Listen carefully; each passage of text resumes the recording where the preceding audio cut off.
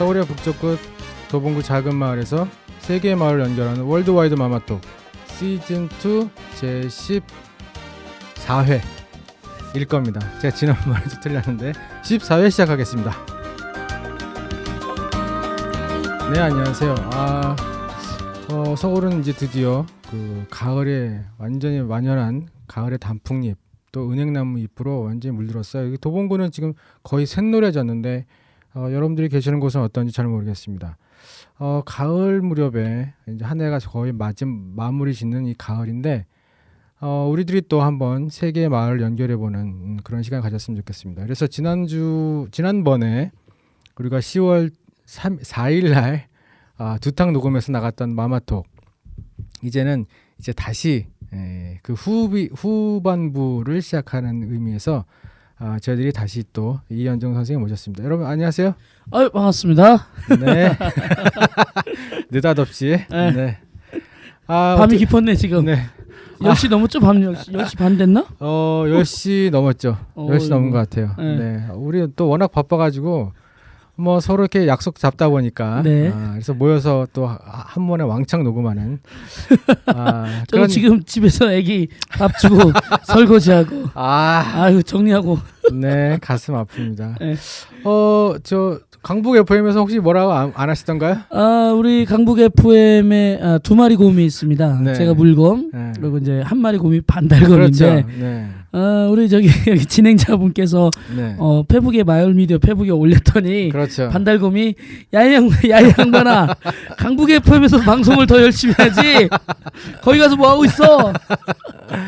그러고 있습니다. 네, 아무튼 뭐 강북 FM에서도 좋은 방송 하시길 바라면서 아주 고품격 네. 아시죠 뭐? 네, 그렇습니다. 네. 고품격 시사 그렇죠. 뭐 갑자기 생각 안 난다. 시사 정통 뭐 그런 방송인 것 같았어요. 명랑 시사 토크를 지향하는. 네, 네. 굉장히 이제 열심히 방송하시는 것 같은데 네. 어쨌든 뭐 도봉구에서도 나머지 후반부 지난번에 말씀하신 것들 또 계속 진행해 주셨으면 좋겠어요. 네, 지난번에 이제 백두산과 네. 그리고 고구려 발해 그렇죠. 그래서 만주 지역에 또 북한과 중국의 백두산과 관련된 그렇죠. 여러 가지 정치적 역사 이야기들 네네. 이런 것들 많이 담았죠. 네네. 그거 말씀하신 이후로 지난번에 그렇게 말씀하셨잖아요. 발해 고구려 발해 유적지 그러니까 네. 만주 연변에 사시는 분들이 우리랑 좋은 관계를 유지하려면 네. 남북 관계가 개선이 되어야 된다. 이게 제일 중요하죠. 네. 마지막에 했던 거 아직도 기억납니다. 네네. 제가 얘기해도 내가 이렇게 주옥 같은 멘트를 얘기를 하다니 뭐 준비된 시나리오도 하나도 없는데 바로 머릿속에 입에서 튀어나온다. 평소에 얼마나 많은 고민과 그렇죠. 말씀 마지막은 이제 어떻게 하면 그러면 제중동포 그 청소년들이 그렇죠. 이렇게 우리 같이 한민족으로서 정체성이나 그리고 우리의 관계를 맞아요, 어떻게 맞아요. 확대시킬 수 있느냐 물어봤는데 네. 뭐 여러 가지 교류 사업도 있지만 제일 중요한 건 네. 남북 관계가 기초가 발전이 되면 자연스럽게 우리 제중동포 청소년들은 그 꿈이 그렇죠. 한반도에도 미쳐진다. 그리고 우리 한반도의 청소년들도 마찬가지 대륙으로 이어진다. 네네. 정말 중요한 얘기죠. 네. 슬쩍 넘어가려고 할 때 아주 깨알같이 자기 자랑. 제가 그런 얘기 주옥 같은 저니까 알 수 있습니다. 근데 갑자기 왜 이러죠 방송이? 근데 그 이후로 아시안 게임 때 그 북한의 넘버 2, 넘버 3가 그렇죠. 네, 한 번에 훅 넘어와가지고 엄청난 그 고위급 인사죠. 그렇죠. 예, 네. 그 군 총정치국장 그리고 그 국방위원회 부위원장 아니겠습니까? 네네네. 그래서 어마어마한 고위급 인사들이 그리고 체룡에도 보통 사람이 아니지 않습니까? 그렇죠. 그래서 그러한 상당히 좀 제스처가 있었는데 이거는 뭐 다른 얘기지만 그 이후에 그래서 약간 정부도 약간 남북 관계에 좀 물꼬를 뜨겠다. 네네. 그래서 북쪽에서는 새로운 오솔길을 만들어 보자. 그렇게 했는데 지금 고위급 접촉을 네. 앞두고 네. 안타깝게도 삐라 날렸죠. 대북전단 살포. 이거 상당히 이게 오히려 남북 관계에 도움이 되겠느냐. 그러니까요. 그리고 오히려 우리 파주 연천에 사는 주민들이 아시다시피 지난 토요일에 농기계 끌고 트랙터 끌고 와가지고 네. 적극적으로 막았어요. 그렇죠. 그러니까 살고 있는 주민들이 그러니까 진보 보수를 떠나서 거기에 있는 주민들이 당신들이 왜 이곳에서 이런 행위를 하냐. 그렇죠. 당장 멈춰라. 근데 문제는 이걸 다 보면서도 경찰들은 적극적으로 막지 않는다. 네. 지난주에 어느 한 단체가 청와대 세월호에 관련된 여러 가지 들어라 해서 그 청와대에 갈 수 있도록 삐라를 뿌렸던 그걸 그렇죠. 막았어요. 잡아가려고 했어요. 표현의 자를 억압하면서 파주 연천 주민들을 위협당하고 있고 실제로 북한이 그 삐라를 향해서 열 몇 발의 총을 발사하긴 했습니다. 경고 사격을. 그렇죠. 상당히 남북 간의 국지전 같은 충돌도 위험이 있었는데 그래서 지난주 토요일에도 경찰이 사전에 막을 이유가 근거가 없다. 막지 않다가 결국에는 주민과 그 보수 우익단체의 충돌 그리고 그것을 막고자 했던 진보단체와 보수 우익단체 충돌 이런 게 있었죠. 네네. 아무튼 그렇게 해서 굉장히 또 다시 냉랭한 그 분위기로 넘어갔는데 네. 어쨌든 우리가 이렇게 남북으로 대치되기 전에 네. 벌써 우리는 또 그 일제 강점기 시절에 그 정말 굉장히 많은 독립운동을 했던 그런 곳들이 다 중국에 흩어져 있단 말이죠. 아 그렇죠. 근데 우리가 보통 알고 있기로는 우리 뭐 법에도 나와 있지만 상해 임시정부에 적통을 이었다라고 얘기를 하는데 독립운동이 상해 임시정부 말고 다른 곳에서도 많이 있었다면서요. 네, 그러니까 이제 제가 아쉬운 건 상해 임시정부의 독립운동을 폄하하고 싶지는 않지만 너무나 상해 임시정부 중심으로 독립운동사가 정리되어 있다. 그리고 반대로 북한 쪽에서는 김일성 빨치산 무장투쟁 역사 중심으로 모든 독립운동사가 정리되어 있다. 그래서 상당히 좀 남북 간의 이런 하나의 좀 집중됨 너무 편파적으로 집중되어 있는 게 좀 아까운 거죠. 그래서 실제로 상해 임시정부가 1919년 4월에 만들어진 이후로 45년까지 이제 상해에서 충칭까지 내륙 지역까지 일본을 피해서 가서 열심히 하긴 했지만 우리 독립운동사는 이 만주 지역에서 사실은 이 무장투쟁 그리고 독립전쟁을 준비했던 많은 독립운동가들이 있었고 또 이름 없이 쓰러져간 많은 우리 민초들도 그리고 독립운동가들을 도와주었던 그런 민초들도 많았는데 그런 역사가 사라졌고 또 이후에 얘기할 수 있겠지만 연해주 러시아 연해주에 이제 뭐 블라디보스토크, 우스리스크, 하바로브스크 같은 이런 지역의 독립운동사도 완전히 남쪽에선 사라졌고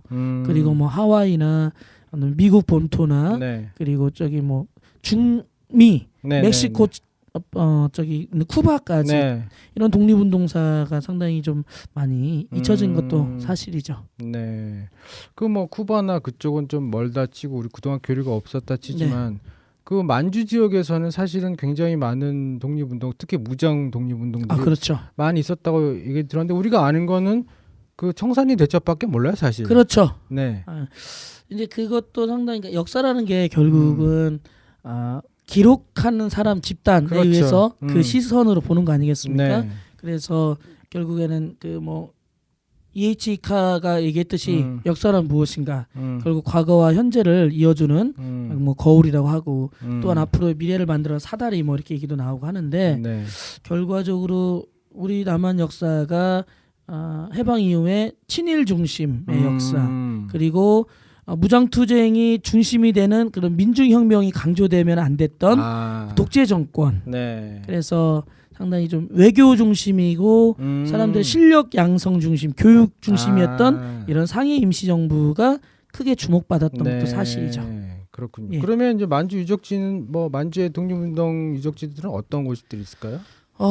너무 많지요. 그런가요? 상해 임시정부보다 훨씬 더 헤아릴 수 없이 많고 제가 뭐 그걸 다 담을 수 있는 뭐 역량도 안 되고 또 여기 자리에서 담았다가는 새벽 날 방송 날 까고 방송이 하기 때문에 뭐 기본적으로 가장 큰 건 역시 말씀하셨듯이 우리가 잘 알고 있는 청산리 대첩 있습니다만 그 이전에 이미 봉오동 전투라는 뭐 비록 그 일본군의 피해를 입힌 건 더 적지만 상당히 큰 의미가 있는 봉오동 전투부터 시작해서 그리고 이제 청산리 대첩 그리고 이제 그 대한 독립군단이 조직이 되면서 그 서일 총재로 중심이 돼서 많은 독립군 부대가 약 3,500여 명까지 늘어나게 됩니다. 군대가 있었군요. 그럼요.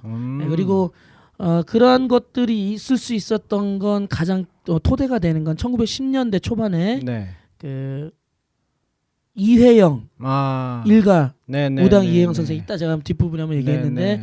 그런 많은 분들이 1907년 국내에서 비밀 결사 지하 조직이었던 신민회를 활동하다가 네. 그게 이제 발각이 되면서 해외로 갑니다. 그러면서 역할을 맡습니다. 서로 어떤 동지는 상해로 가서 외교 중심의 독립운동한다. 네네. 어떤 동지는 만주로 가서 만주에 우리 많은 그 동포들이 살았지 않습니까? 네네. 그러면서 무장투쟁을 준비한다.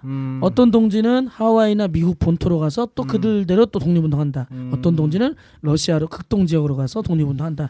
그런 역할을 나누면서 동지들이 이렇게 좀 독립운동가들이 흩어지는데 네. 그때 이제 이동영 선생, 네. 이혜영 선생 이런 네. 분들이 와서 그곳에서 만주 그 지금은 통화현이라는 곳인데요. 이 통화현은 바로 제가 지난 시간에 얘기했던 그 고구려의 네. 길림성의 지반시 얘기했지 않습니까? 네네네네. 이 지반시에서 차로 약 한 3시간 정도 북쪽으로 올라가면 있습니다. 그러니까 지반시는 완전히 압록강과 붙어 있는 네네. 북한을 마주보고 있는 네. 그곳에 이제 고구려 광개토 태양비와 장수왕릉이 있는 곳인데 이 통화현 쪽 이 일대를 중심으로 신흥강습소를 포함해서 신흥무관학교가 후에 네네네네. 생긴 거죠. 그 신흥강습소가 네. 여기에서 많이 양성된 독립군 부대장들, 부사관들 이러한 분들이 많아서 1920년대부터 만주에서 무장투쟁은 엄청나게 활발하게 이루어지고요. 그 뒤로 이제 계속해서 뭐 조선의용군부터 해서 계속 많이 하고 우리가 정의부, 신민부, 그다음에 참의부 뭐 이런 등등해서 많은 무장투쟁이 펼쳐지게 됩니다. 그렇군요. 네. 그동안 뭐 그렇게 정말 100년 전에는 그렇게 많은 무장투쟁이 있는데 지금은 거기 가면 어떤가요? 지금은 뭐 어떤 걸 물어보면 사실은 아무것도 안 남아 있나요? 네, 유적지는 남아 있죠. 유적지라고 네. 어떻게 유적지가? 비석 같은 비석 같은 거 남아 있고요. 예를 들면 청산리 대첩 같은 경우는 아주 보존이 잘 돼 있어요. 아 그래요? 왜냐하면 지난번에 말씀드렸듯이 이쪽 지역 그 연길시를 네. 중심으로 하는 연변 조선족 자치주가 아무래도 우리 동포 우리 뿌리다 네, 보니까 무장투쟁 그 유적지를 잘 가꿀 수 있었고 이 중국 정부가 이 부분만큼 크게 개입할 수 없는 게 아시다시피 이 모태통이나 이러한 그 중국 공산당이 네. 중국 연안 지역부터 시작해서 이 공산당의 그 세력을 넓히면서 네, 네, 네. 만주 지역의 조선 의용군들이 엄청나게 이 팔로군 중국의 팔로군과 같이 결합해서 일본 군대와도 싸우기도 했지만 결과적으로 국민당을 몰아내는 데 있어서 엄청난 이 조선 의용군 세력들이 엄청나게 열심히 했고 많은 희생을 치렀거든요.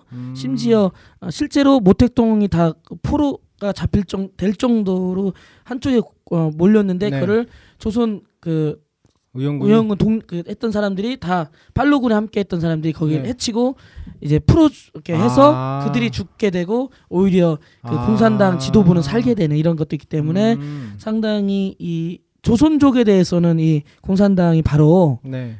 상당히 좀 존경심이랄까 이런 독립운동에 대해서 그렇기 때문에 한국 전쟁에서도 그런 많은 중국군이 결합을 하게 됐고 그리고 바로 연변 조선족 자치주가 생길 수 있었던 것도 바로 주덕회 주덕회를 중심으로 서기장을 해서 생길 수 있었기 때문에 네. 그런 독립운동 이런 유적지는 잘 남아 있습니다. 네. 예를 들면 아까 얘기했던 청산리 대첩 같은 경우는 막 엄청나게 계단 밑에서부터 계단으로 올라가가지고 높은 곳에 높은 탑으로 될 정도로 네. 상당히 잘 되어 있습니다. 그럼 거기서 이렇게 내려다 보는 거예요? 청산리 전투 탑 같은 데서? 내려다본다는 건 아니라 이제 그 일대 그 청산리 실제 있었던 산에 네. 보통 유적지에 신경을 별로 안 쓴다면 그냥 네. 평지 길가에 그렇죠. 비석 하나 놓으면 되는데 네, 네, 네. 제가 기억에 거기를 한 올라가는데 계단이 한 3, 40m는 올라갔죠. 상당히 올라가서 거기 높은 기념탑이 있을 정도니까 비석이, 남한 사회에서도 독립유적지를 그렇게까지 가꾸기는 않잖아요. 그렇죠. 그러니까 네. 이거는 이제 조선족 자치가 신경도 썼지만 남한 정부가 이 아까 말씀처럼 만주 독립운동하면 청산리 대첩 하나로 요약되는 건 이 김자진 장군이 어떻게 보면 이 민족주의 계열 아니겠습니까? 네네. 그러니까 더욱더 이제 선전 홍보 차원에서 청산리 대첩 그리고 실제로도 1,000명 이상의 일본군 부대를 네. 사살했기 때문에 상당히 그거를 강조하려고 좀 남쪽에서도 지원한 게 있고요. 반대로 이제 봉오동 전투터 같은 경우는 사실은 거기가 저수지로 완전히 바뀌어 버렸어요. 그 전투터가 저수지가 된 거예요? 예, 저수지. 왜냐하면 이 봉오동 전투터가 실제로 가보면 이 일본군이 간도 출병을 합니다. 네. 그동안 계속 국내로 이 만주 간도 지역에서 네. 당시 조선 반도사에 와서 급습하고 네네. 우리 부대가 몰래 빠져나가니까 아예 간도로 출병해서 이 독립군 부대를 소탕하겠다. 근데 이제 이러한 정보를 알게 된 이제 홍범도 부대, 네. 이 대한 독립군 부대가 유인을 해서 네. 그 저수지 지금은 저수지 되는 네. 것처럼 움푹 패인 데가 있을 거 아닙니까? 네. 그런 데로 유인을 해서 바로 사방에서 공격을 하게 됐던 거죠. 그런데 이제 거기 같은 경우는 사실은 전혀 이제 관리 좀 비석 하나 있었고 네. 관리가 잘 안 됐었어요. 그리고 거기 봉오동 전투지 같은 경우는 들어가려면 입장료는 없는데 그 저수지 관리해주는 정문에서 관리자한테 돈을 줘야 했어요. 네, 돈을 안 주면 문을 안 열어주더라고요.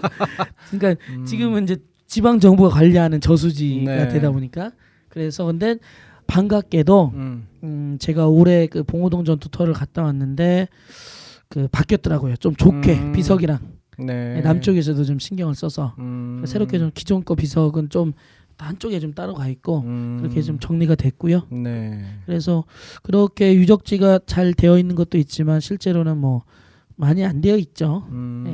근데 이제 뭐 기본적으로 큰 독립운동을 했던 뭐 15만 원 탈취 의거 네. 비석과 그리고 3.13 만세운동 비석 이런 것들도 좀 되어 있고요. 네. 그런데 이제 현재 앞으로는 아마 그 조선족 자치주가 길림성 지방정부에 의해서 네. 많은 그 견제와 감시를 받기 때문에 지난번에 제가 말씀드렸듯이 예, 윤동주 생가를 중국 조선족 저항시 그러니까. 이런 식으로처럼 아마 그런 부분도 이제 조금씩 변질되지 않을까 그런 우려가 있습니다. 큰일인데 그러면. 네. 그쪽 만주 쪽에 있는 건 뭐 봉오동 전투 그다음에 청산리 대첩 그 청산리 쪽하고 또 어떤 곳이 있을까요? 그 전투를 했던 거요? 네, 그러니까 전체 독립운동 유적지 중에서는 보면. 아까 말씀드렸듯이 제가 3.13 네. 만세운동 유적지도 있지만 그리고 그 이게 지금 말씀드린 건 청산리는 약간 백두산 쪽에 가깝고요. 네. 그리고 이 봉오동은 더 훨씬 동쪽. 제가 지난번에 백두산의 그 토문강에서 얘기하면서 이 두만강 쪽에 도문 지역이라고 했던 말씀드렸습니까? 연길에서 차로 한 40-50분 정도 가면 오른쪽으로 가면 있는 건데요. 두만강을 끼고 있는 도시입니다만 그쪽에 봉오동 전투터가 있고요. 그다음에 그 연길에서 좌측에 용정인데 이 용정이 우리 동포들이 만주로 넘어가서 최초로 정착한 곳이 바로 용정인 곳인데요. 여기에는 상당히 많은 독립운동 유적지가 있죠. 예를 들면 윤동주 시인 아까 얘기했던 명동촌 그러니까 그곳에 김약연 선생뿐만 아니라 몇 분의 지도자들이 그 한 동네 또 옆 동네 이렇게 해서 많은 그 우리 조선족 마을을 만들었고 그곳에서는 명동학교부터 해서 그리고 그곳에 이제 학교 선생님으로 왔던 분은 이상설 헤이그 갔던 세계금사에 왔던 이상설 선생도 거기서 선생님 서전서숙을 학교를 열기도 하고 명동학교에서 수업을 하시기도 했던 이상설 선생도 있고 그다음에 안중근 의사도 거기 갔다 왔습니다. 그 명동촌에 가면 무슨 제 바위 이름은 갑자기 생각 안 납니다만 안중근 의사 거기서 사격 연습을 했다는 바위도 그곳에 있고요. 그 다음에 그 저희들이 이 도문 쪽에 아까 봉오동 전투터도 얘기했지만 그 아까 얘기했듯이 이제 더 서쪽으로 영정 가고 또 영종에서 백두산 방향이 더 서쪽이거든요. 아까 거기 말씀드린 그 양세봉 장군 그래서 뭐 여러 가지 조선혁명군, 조선의용군 이런 부대들 많이 있고요. 지금 현재 안타깝지만 신흥무관학교는 많은 분들이 지금 답사를 가긴 합니다만 사실은 옛날에 이런 유적지는 잘 보존은 안 돼 있고 왜냐하면 그곳이 이제 많은 주민들이 살면서 그곳은 신흥무관학교 통화 쪽은 우리 동포들이 덜 살거든요. 그쪽은 훨씬 더 백두산에서도 훨씬 더 서쪽이거든요. 그러다 보니까 잘 유족이 그 아까 얘기했던 양세봉 장군의 그 조선혁명군, 조선의용군 이쪽도 보존은 좀 잘 안 되어 있고 그나마 좀 보존이 되어 있는 곳은 그 연변 조선족 자치주를 중심으로 한 곳 이런 곳이 조금 보존이 되어 있습니다. 그 아까 뭐 우리 의용군 같은 분들을 이제 뭐 도와주고 창설하기 위해서 나오신 그 거론된 인물 중에 또 유명한 분들이 좀 계시죠. 아까 이혜영 선생. 그러니까 이혜영 선생 하면 참 저도 정말 존경하는 분입니다. 많은 분들 뭐 물론 존경하겠습니다만 네. 정말 독특한 분이죠. 네. 어떻게 독특하냐? 이분이 이제 집안이 네. 소위 얘기하는 그 조선 시대 때 왜 영의정, 네. 우의정, 뭐 이렇게 있어서 자의정, 네, 네. 삼정승 이렇게 해서 뭐 해가지고 네. 그리고 참판 뭐 이렇게 해가지고 엄청난 뭐 수십 명의 고위 관료를 지냈던 경주이가 백산공파 뭐 이렇게 제가 지금 파에는 아주 만드는데 예, 그런데 그 집안인데 이분도 그렇게 이제 공부를 하고 이렇게 네. 학자로서 이렇게 있다가 육형제입니다. 본인은 거기서 넷째예요. 네. 그리고 그 바로 밑에가 상해 임시정부에서 열심히 독립운동했다. 해방 이후에 48년대 초대 부통령이 됐던 이시영 네, 선생이 네, 바로 네, 밑에 동생입니다. 들어봤어요. 네. 신민회 활동을 이혜영 선생이 열심히 했습니다. 네. 그러니까 육형제 중에서 독립운동 가장 열심히 했던 분인데 아까처럼 신민회가 해체되고 네. 이혜영 선생은 이제 더 이상 국내에서 1910년에 8월에 경술국지 강제 네. 병합이 되면서 더 이상 국내에서는 독립운동을 크게 할 수가 없으니 해외로 가자. 네. 그래서 해외로 가는데 혼자 가지 않고 네. 형제들을 설득을 합니다. 같이 가자. 근데 이제 처음에는 반대가 있었죠. 왜냐하면 우리가 이제 종묘사직이라고 이제 네, 그 조선시대 이제 그런 사직을 그쵸. 모시는 것도 네. 중요하게 생각했듯이 산소도 다 또 여기 있을 명문가다 테고. 보니까 이런 집안에 이런 제사부터 해서 그렇죠. 모시고 가야지 네. 우리 육형제가 어떻게 다 갈 수 있겠냐. 하지만 결국엔 이혜영 선생이 설득을 하게 해서 설득이 됩니다. 네, 참 어려운 일이죠. 네, 네. 그래서 설득이 되는데 그때 당시 육형제 가족과 음. 또 이혜영 선생 같은 경우는 또 제가 왜 특별하다고 하냐면 이 명문 집안이라는 사람들이 대부분 사실은 그런 보수적인 생각, 즉 그렇죠. 보수라고 하면 지금 얘기하는 보수와는 절대 다르죠. 지금은 보수의 탈을 쓴 우익과 꼴통인 거죠. 그렇죠. 극우죠, 네, 극우. 극우. 네, 진짜 보수 옛날 면함 최익현 그렇죠. 선생처럼 목은 자를전정 머리는 자를 수 없다. 부모가 해준 이런 정도 하면서 의병운동을 했던 네, 나라를 네. 위해 싸웠던 이런 사람들이 보수 진짜 보수겠죠. 그렇죠. 김구 선생 같은 분이. 근데 이혜영 선생이 그런 명문 집안이 있으면서 그런 보수적인 분위기에 있었음에도 네. 불구하고 이분은 물론 1895년 갑오개혁 이후로 공식적으로 노비 해방이 됐지만 실제로 뭐 한국전쟁 전까지 그렇죠. 전후까지도 네. 동네 시골에는 머슴이 있었다고 하지 않습니까? 네. 근데 이때는 1900년 초반이란 거죠. 네. 노비 문서를 불태웁니다. 오. 네. 그리고 본인의 여동생도 재혼을 시켜줍니다. 이게 그쵸. 지금은 뭐 그럴 수도 있지 하지만 그 당시 시각으로 보십시오.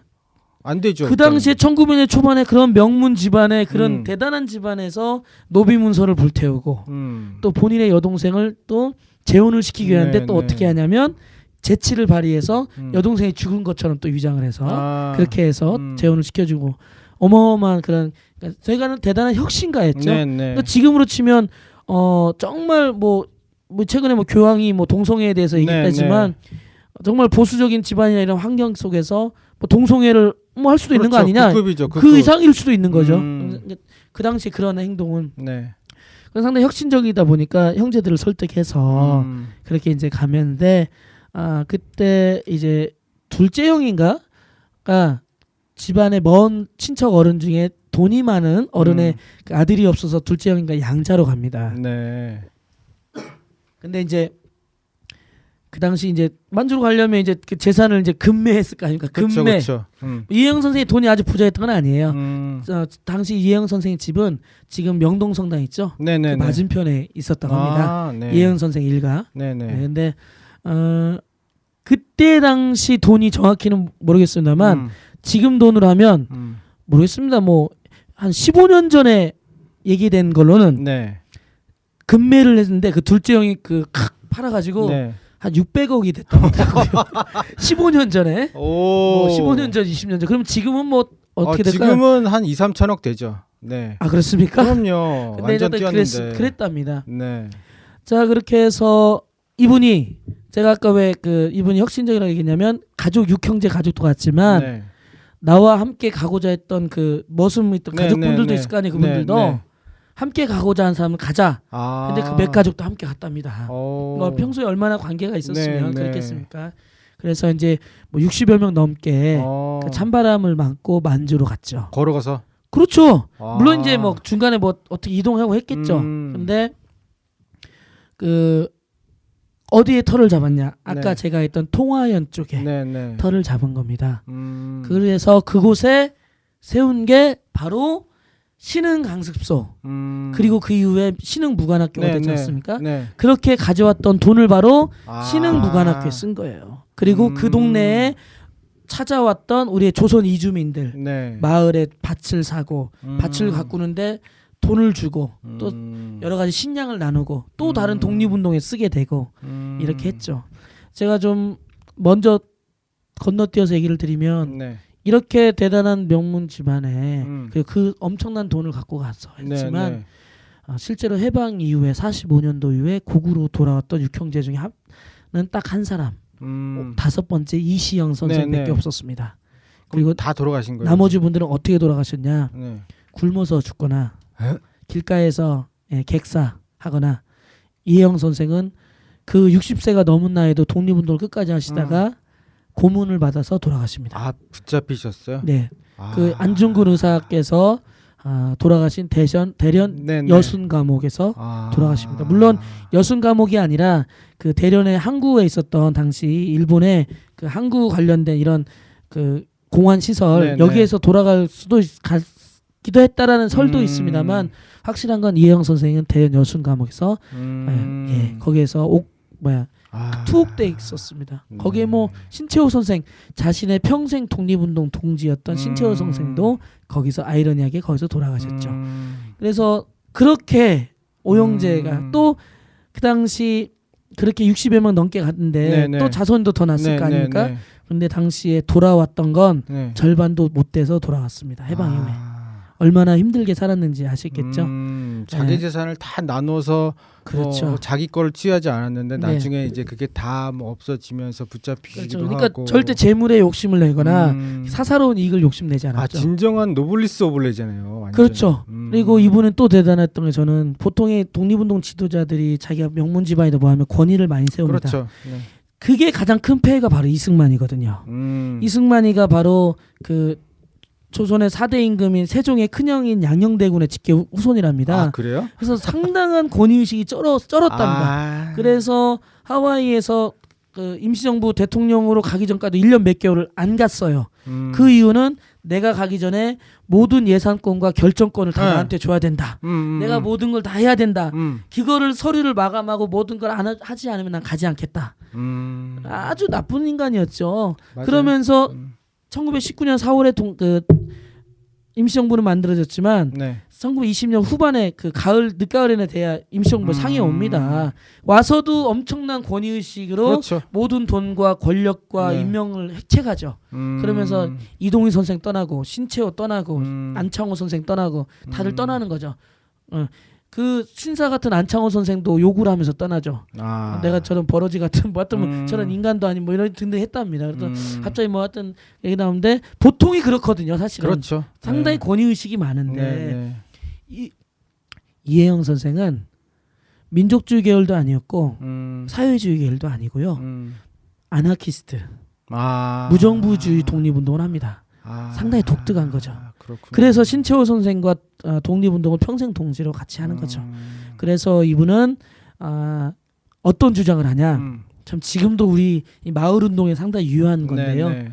이제 더 이상 중앙정부는 필요 없다. 과거 봉건질서 군 임금이 지배하는 건 필요 없다. 그러니까 대단한 거죠. 공화국을. 그런데 이분이 강조했던 건 중앙정부가 아닌 정부는 필요 없지만 단 지역 공동체 지역 정부는 필요하다. 작은 거.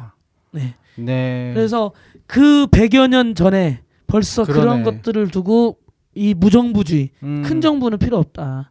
이런 주장을 했던 거죠. 그래서 뭐 남아 한인 동맹부터 해서 그리고 그런 것들을 직접 행동으로 하기 위한 청년들의 그런 의열단 비슷한 흑색 공포단을 만듭니다. 자, 근데 이때 이제 이혜영 선생은 나이가 벌써 60이 됐죠. 대단한 노구를 이끌고 하는 거죠. 근데 또 대단한 건 보통 자신의 큰아들이거나 우리 지금 그렇지 않습니까? 지금 군대 빼돌리는 얼마나 많은 네, 기득권자들, 네. 권력자들 네. 많습니까? 그러면서 맨날 그 애국이라고 얘기하고. 그렇죠. 그런데 이분은 자신의 큰아들부터 해서 이 흑색 공포단 가장 위험하다는 일본 관료, 친일파, 일본 기관을 네. 폭탄을 던지고 사살하고 암살, 파괴 행동을 했던 그러한 흑색 공포단의 큰아들 또한 네. 그분 또한 이제 하게 되는데요. 네. 그 결과적으로 이규창 애국지사인데 그분이 친일파 이용노를 사살하고 1935년에 물론 이혜영 선생은 그 이전에 돌아가십니다. 그래서 아버지의 뜻을 이어가는 거죠. 그래서 그 우리 이규창 애국지사는 이용노를 사살하고 이 서대문 형무소에 투옥됩니다. 그래서 언제 풀린지 아십니까? 풀긴 풀렸어요? 해방되고 풀렸어요. 근데 고문으로 온몸으로 고문으로 막 다 손가락 부러지고 발 휘어지고 입 다 찢어지고 뭐 그러다가 2005년도에 돌아가셨는데요. 그래요? 참 대단한 해방돼서 풀려나셨어요. 10년을 감옥에 있었죠.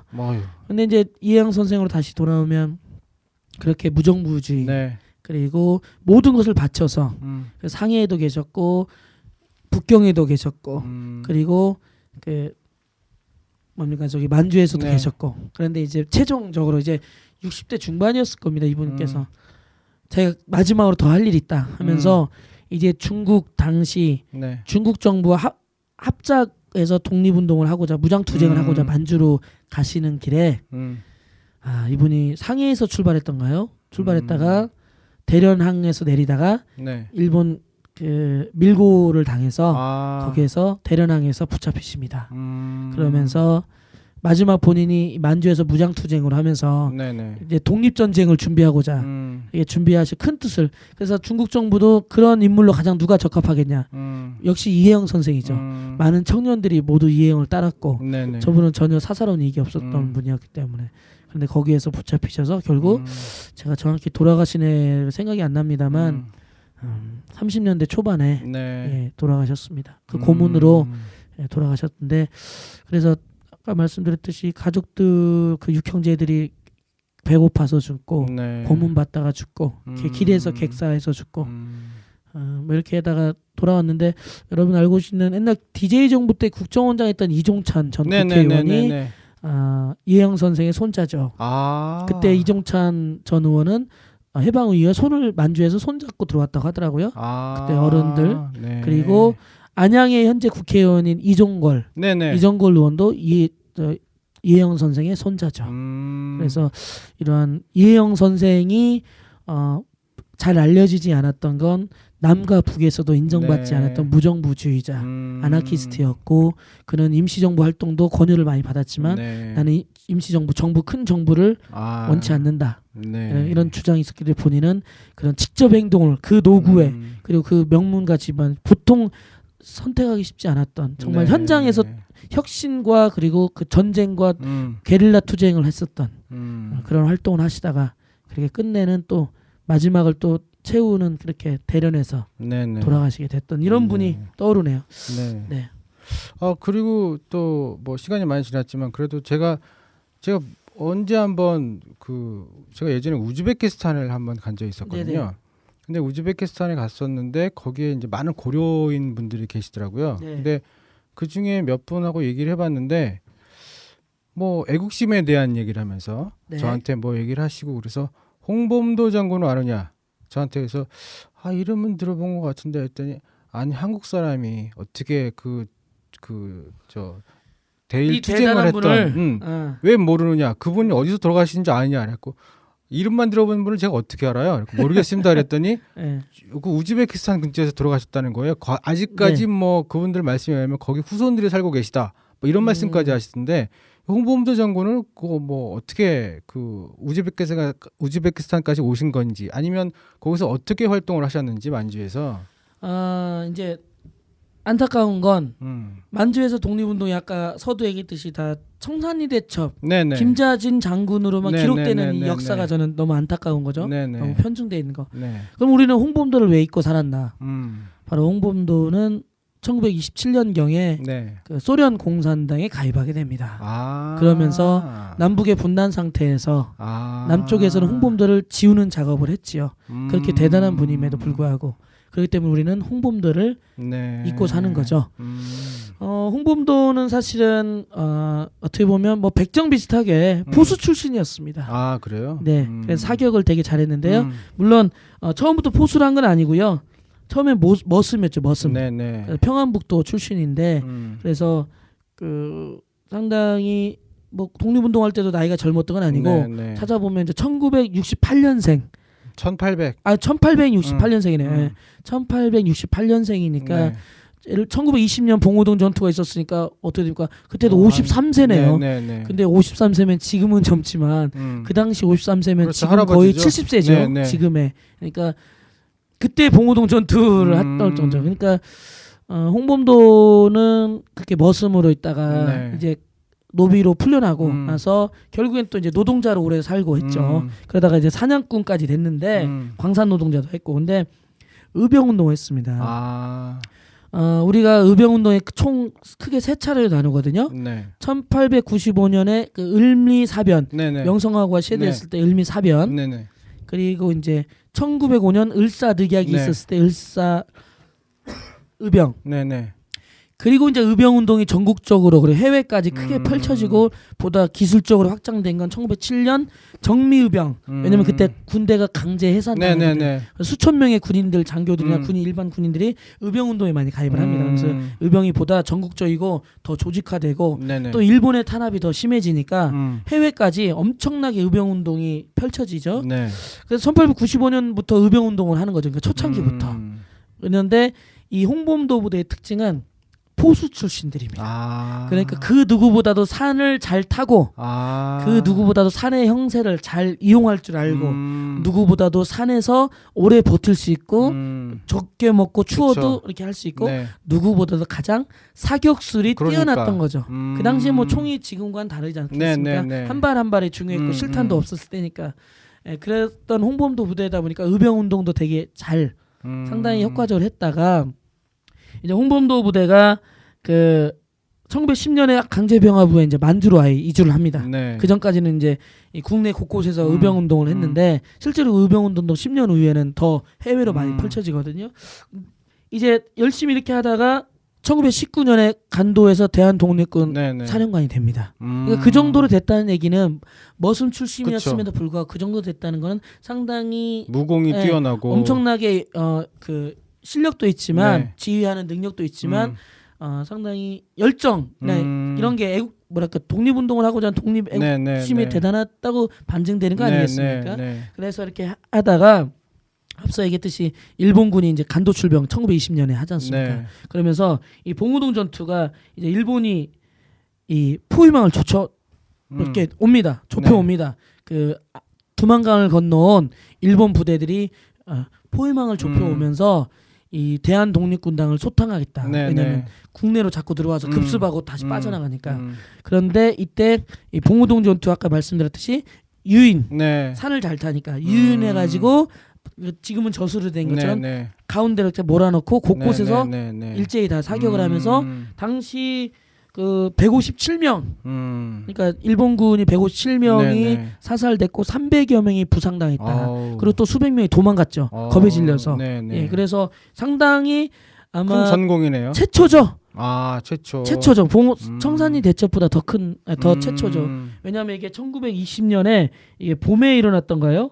그렇기 때문에 이게 상당히 엄청난 우리 그 독립운동 그 무장투쟁 만주에서는 최초이기 때문에 이 당시에 우리 쪽 피해자는 4명밖에 없었으니까 전사자가 그 부상 2명이 1대 100이네요. 1대 100. 네, 어마어마한 그리고 무기의 그 양과 숫자도 달랐기 때문에 우리가 훨씬 불리한 조건에서 이런 걸 했죠.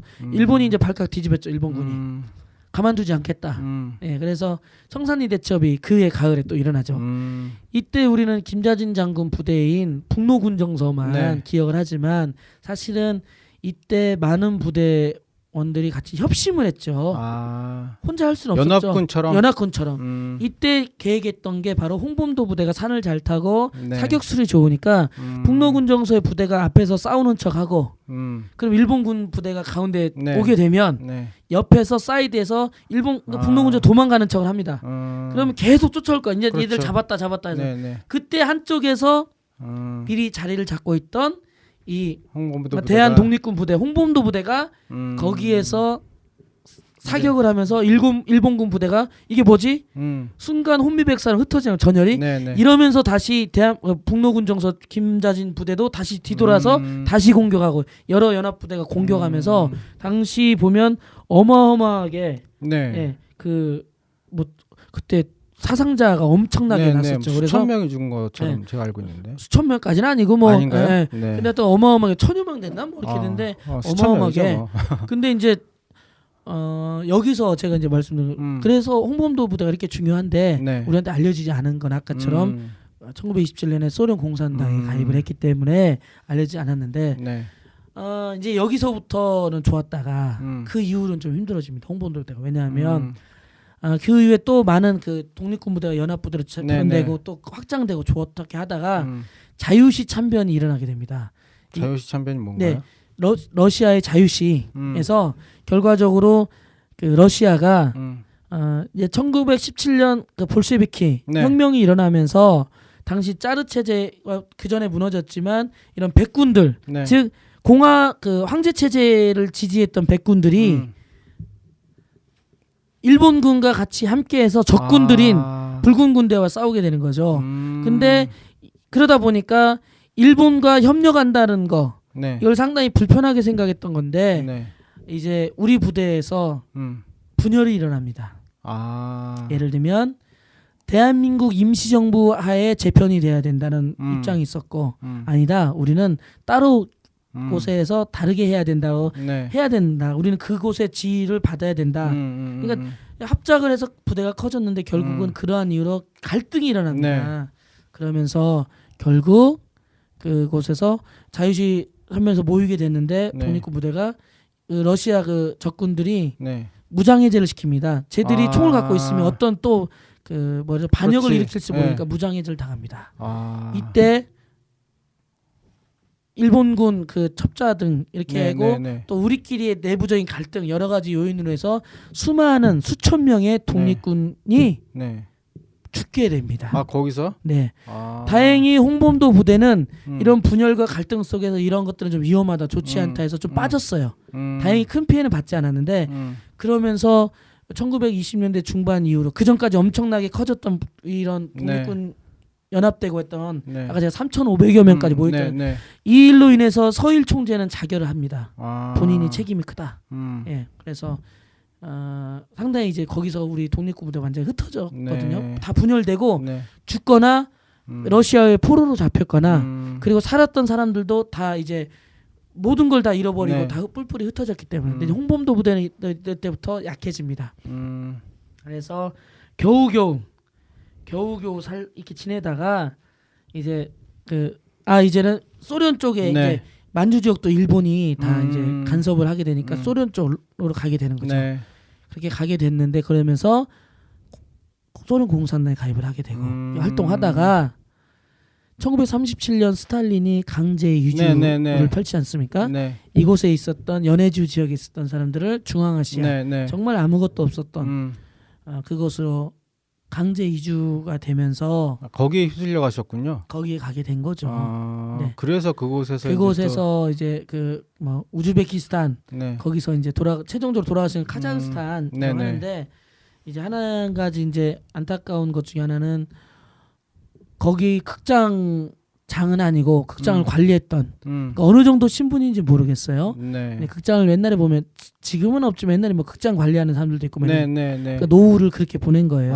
그분의 이제 뭐 예를 들면 이분이 이제 1940년이 됐다. 그러면 이분이 나이가 1868년생이니까 그러니까 벌써 73세지 않습니까? 그러면 그 당시에 73세면 그쵸. 지금은 뭐 거의 90세 이 정도 되는 거 아닙니까? 근데 이런 분이 이제 거기서 극장 관리인, 극장 직위 그냥 이런 건데 거기서 이제 본인의 영웅담을 그린 그 영화였던가 연극이었던가 이걸 보면 봤다고 하더라고요.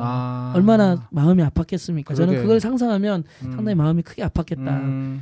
이렇게 자기 부대원들 다 죽게 되고 자기도 강제 이주되면서 할 수 있는 게 이제 그냥 극장에서 허드렛 일 하는 사람으로 지내다가 결국에는 43년에 음. 결국에는 카자흐스탄에서 생을 마감했다. 네. 이렇게 나오는데요. 그러면 홍범도 장군이 이게 없었더라면 우리 그 만주에서 청산리 전투도 없었을 것 같은데요. 그렇죠. 청산리 전투도 없었고요. 만주에서 수많은 청년들이 우리도 일본군과 싸워서 무기가 적고 숫자가 적어도 우리가 싸워도 이길 수 있다라는 네. 엄청난 자신감을 줬고 또 그곳 살았던 많은 동포 사회에 우리도 이렇게 함께 뭉치면 할 수 있구나라는 큰 애국심, 뭐 자신감 네. 이런 걸 줬었던 분이죠. 네. 근데 시간이 많이 지나가서 제가 뭐 짧게 하나만 여쭤보려고. 네네네. 제 친구 중에 영화를 제작하는 사람이 있어요. 예. 네. 지난번에 그 변호인을 제작해서. 야. 네. 네, 변호인을 감독한 건 아니고 제작을 한 사람인데. 이 친구가 예전에 영화를 한번 하다가 크게 말아먹은 영화가 네. 놈.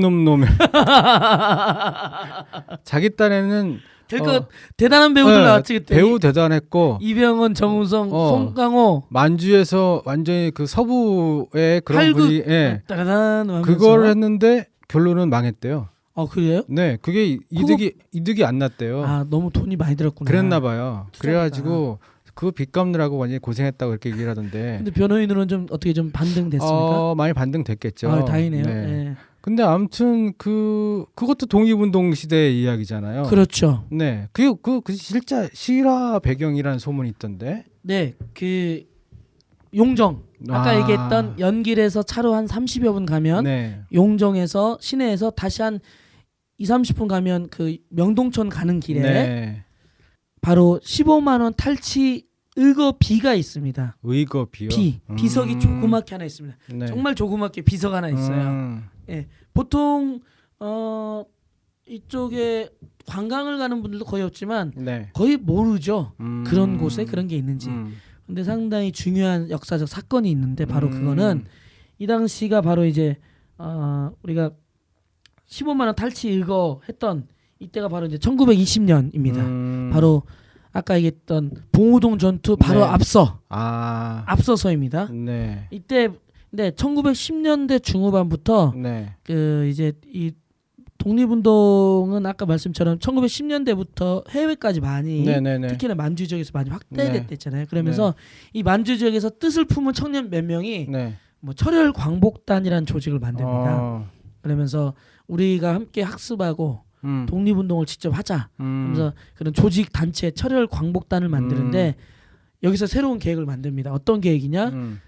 당시 회령 지역이었나? 그 지금은 북한입니다만 큰 도시입니다. 바로 용정 명동천에서 두만강 건너면 있는 도시인데 그 지역에서 이 용정까지 일본인들의 돈 15만 원이 마치는 수송 마차가 지나간다는 정보를 네, 당시 기차가 아니고 마차죠, 마차.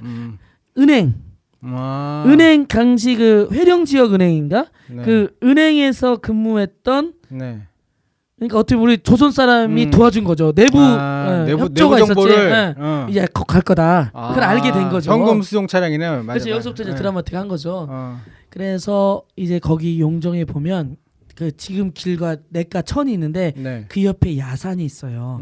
그래서 거기서 그 수송 마차가 용정 시내로 간다는 그런 소문을 듣고 거길 지나가야 되거든요. 그 길을 거기서 매복을 하고 있었던 거죠. 그래서 매복을 해서 그 정보를 입수해서 당시 바로 저녁 8시니까 뭐 거의 뭐 많이 어둡죠. 그때는 뭐 지금은 8시면 그쵸. 옛날에는 하나도 안 보이는 거죠. 가로등도 없고. 그래서 그때 수송 마차를 습격해서 몇 명의 그걸 지켰던 호위 이렇게 무장했던 사람들을 사살하고 그걸 탈취하게 됩니다. 돈을 성공했어요? 성공했어요. 대단한 거죠. 근데 그 15만 원이면 얼마 정도? 당시 15만 원이면 지금 돈으로 얼마인지는 모르겠습니다만 당시에 총 있지 않습니까? 총 당시 그 총이 새 총은 한 5천 정도 5천 정도를 살 수 있었고 왜냐면 그때 당시 총 하나가 30원이었답니다. 새 총, 좋은 총이. 그리고 옛날 총은 한 15,000 정도 샀어요. 그러면 완전 군대를 무장시킬 수 있는 15,000정의 총을 살 수 있다면 어마어마한 돈이죠. 그쵸. 어마어마한 큰 돈이라고 네, 볼 텐데 그래서 이제 이 청년들이 이 총을 어떻게 살 수 있을까 고민이 됐죠. 그래서 이제 이 총을 어떻게 사느냐? 아까 제가 말씀드린 연해주 지역에서 러시아 백군과 적군이 네. 싸웠댔지 않습니까? 이때 러시아 백군 즉 친항제 부대, 네. 친항 부대를 지원하기 위해서 체코에서부터 네. 연해주까지 옵니다. 총이 아니 그 체코 부대원들이 부대원들이 그 러시아 본토에서도 싸우지만 그러니까 그 당시 이제 소련이죠. 네. 소련 본토에서 싸우지만 연해주까지 옵니다. 완전 체코 부대 가로질러서 그렇죠. 완전 네. 끝까지 끝이죠. 네. 근데 결국엔 이 붉은 군대 적군이 이기게 되지 않습니까? 네. 그래서 러시아 내전에서 몇 년 17년은 혁명했지만 몇 년 동안 백군 적군 싸움에서 네. 결국 적군이 승리한 뒤에 네. 완전하게 혁명이 있게 네, 되는 네. 건데 결과적으로 그러면서 이 체코 군대가 부대원들 죽게 되고 또 항복하면서 도망가는데 네. 총을 무겁게 들고 갈 그치, 필요도 없고 그치. 사겠다는 사람이 있으니 네. 그래서 이 우리 청년들이 그걸 사요. 그걸 살려고 연해주로 갑니다. 아. 블라디보스토크로 가게 되죠. 네. 상당히 또 드라마틱하죠. 거기까지 가는데도 엄청나게 또 이렇게 피해서 네, 가고 네, 뭐 네. 했지 않습니까? 돈도 뭐 그거 다 들고 와야 되니까. 그렇죠. 네. 그런데 이제 그 뭐냐 예를 들면 이제 보면 농부로 가장에서 이렇게 갔다고 합니다. 농부로 가장하고 뭐 이렇게 해서 갔는데 이제 어디로 가냐면 그 블라디보스토크 네. 가면 이따 제가 이후에 또 얘기했습니다. 신안촌이라고 우리 한인들이 사는 곳. 그래서 새로 만든 한인들이 사는 곳이라서 신안촌이라고 했어요. 신한촌. 기존에 한인들이 살던 데 쫓겨나서 네. 새로 만든 동네 신안촌인데 네. 이제 거기에서 찾아가서 이 무기를 살려고 했는데 참 15,000정이 아니라요. 네. 그 중고 총은 30,000정이랍니다. 30,000정. 30,000정. 네네. 그러니까 30,000정의 총을 그러니까 체코 군대나 이런 등등부터 해서 살 수 있는 그러니까 돈이 된 거예요. 그러니까 정말 이 돈이면 우리 만주에서 그렇죠. 무장 투쟁을 엄청나게 할 수 있겠다 해서 기쁜 마음에 갔는데 이때 이제 또 엄청난 또 역사적 반전이 일어나는 게 안중근 의사와 함께 단지 동맹이 함께 하면서 네. 독립운동을 정말 열심히 했었던 어민섭이라는 인물을 이 청년들이 만납니다. 네. 이 사람은 바로 이 연해주 지역에서 무기상을 했으면서 또 있었죠. 네. 그러면서 이분이면 우리를 도와줄 수 있을 거다. 그러겠네. 그리고 이 그치. 돈이 사실은 이게 뺏어온 돈이기 때문에 조심해야 되는 거니까 공개적으로 못했을 거 아니에요. 그래서 어민섭이라는 사람을 만나게 되고 이렇게 하는데 문제는 엄청난 항일운동과 무장투쟁을 했던 이 어민섭이 그 사이에 바뀌었어. 1910년대 중반 그러니까 이 청년들 가기 전에 몇 해 전에 일본 첩자로 변절했어요. 이걸 몰랐던 거예요. 우리 청년들이 철을 광복단 청년들이. 네, 너무 치지 마세요. 네, 이거 불은기해져서 너무 책상 치지 마세요. 네. 근데 바로 어민섭이 그래서 이거를 일렀구나. 예, 바로 일본군에게 보고를 하죠. 이야. 그래서 일본군은 이 청년들을 잡기 위해서 당시 지금 개발 많이 하고 있는 북한의 나진선봉, 이 나진선봉에서 군함을 바로 블라디보스토크로 보냅니다. 엄청나게 큰 돈이고 엄청난 사건이니까. 그래서 이 청년들이 붙잡힙니다. 얼마나 억울하겠습니까? 그러니까 믿었던 저 안중근 의사가 그리고 무장투쟁을 혁혁하게 했던 저 독립운동가가 일본 첩자였을지 어떻게 알았겠습니까? 네. 그러면서 결국에는 체포가 됩니다. 근데 다행히 여기서 탈출을 했어. 최봉설 이 주도했던 사람은 탈출해서 탈출까지 대단해. 네. 했는데 이 4명은 잡혔고요. 4명이 또 4명만 잡힌 게 아니라 이런 분위기 속에서 이 보니까 신안촌에서 반일운동을 했던 그러니까 일본군이 군함까지 온 마당에 다 싹 잡아들였고 500명을 반일운동했던 500명을 같이 잡아갔답니다. 아깝다. 네, 참. 그래서 이 철을 광복단 4명은 그럼 큰 중죄를 졌다 해서 바로 이거 서울의 서대문 형무소까지 이송됩니다. 네. 그리고 그곳에서 사형 선고를 받고요. 그곳에서 사형을 당합니다. 이 청년 꿈 많던 이 어린 청년들은 그곳에서 사형을 당하고요. 정말 그 활극 같은 모험 그렇죠. 황일투쟁이 정말 눈앞에서 성공할 뻔했는데 네네. 그 끝에서 한 사람의 변절로 네. 이 모든 것들이 참 망해는 그런 그렇죠. 아픔이 있네요. 그래서 이게 어떻게 보면 이 군자금을 조달하기 위한 우리 청년 6명의 네. 철을 광복단 친구들의 그런 좀 혁혁한 성과와 그런 스토리와 그다음에 이거를 또 일본에 했던 나쁜 역할 네. 했던 이런 거, 그다음 배신자들 이런 것들, 개인적 욕망 이런 것들이 하면서 어떻게 보면 이제 서부 활극이 가미된 놈놈놈이 나왔는데 네. 이 우리가 사실은 15만 원 탈취 의거는 아무도 모르는 거죠 거의. 근데 그곳에 조그맣게 네. 연길 시내에서 한 25분 정도 달리면 명동천 바로 가기 직전에 네. 그래서 그곳에 의거비가 조그맣게 하나 작게 하나 있습니다. 그렇습니다. 그 우리가 뭐 사실은 뭐 먹고 사느라고 아니면 뭐 내 한 몸 편하자고 사실은 100년 전의 이야기들이 뭐가 중요하냐라고 생각하시는데 그 많은 이야기 또 그 많은 사람들이 얽힌 이야기 그 많은 희생들 그 많은 좋은 뜻들이 지금은 그 만주 그 지역에서 항일 투쟁의 작은 비석으로 남아 있는다는 것이 조금 너무나 안타깝고 하지만 우리들이 그런 데를 또 꾸준히 찾아봐야 그런 것들이 없어지지 않나 그런 생각이 좀 듭니다. 지난주에 말씀하셨던 그 명언 남북 관계가 잘 되면 그 모든 것들이 참 잘 될 거라는 이야기들이 많이 지금 마음이 안타깝지만 그래도 그렇죠. 희망을 갖고 꾸준히 이제는 애들 역사 투어하러 서대문 형무소 올 필요 없어요. 남북 관계만 잘 되면 그렇죠. 1박 2일 2박 3일로 저 두만강 압록강 근처까지 갈 수 있어요. 만주도 갔다 올 수 있습니다. 얼마든지. 그렇게 해서 좀 다녀오는 그런 기회들이 좀 많이 있었으면 좋겠습니다. 네, 이렇게 월드와이드 마마톡 시즌2 14회 완전 역사 스페셜로 만주 지역의 항일 유적지들 한번 돌아봤는데요. 숙연해지네요. 갑자기 저도 원래 이렇게 분위기 방송 안 하려고 재밌게 하려고 했는데 갑자기 홍범도 그래도, 장군과 이혜영 선생 그리고 우리 3.13 아니 3.13이란다. 저기 우리 15만 원 탈취 의거했던 우리 청년들의 그런 모습을 보니까 숙연해집니다. 우리가 잊지 말아야 될 그런 역사이고 역사 유적지고 그 지역의 이야기인 것 같습니다.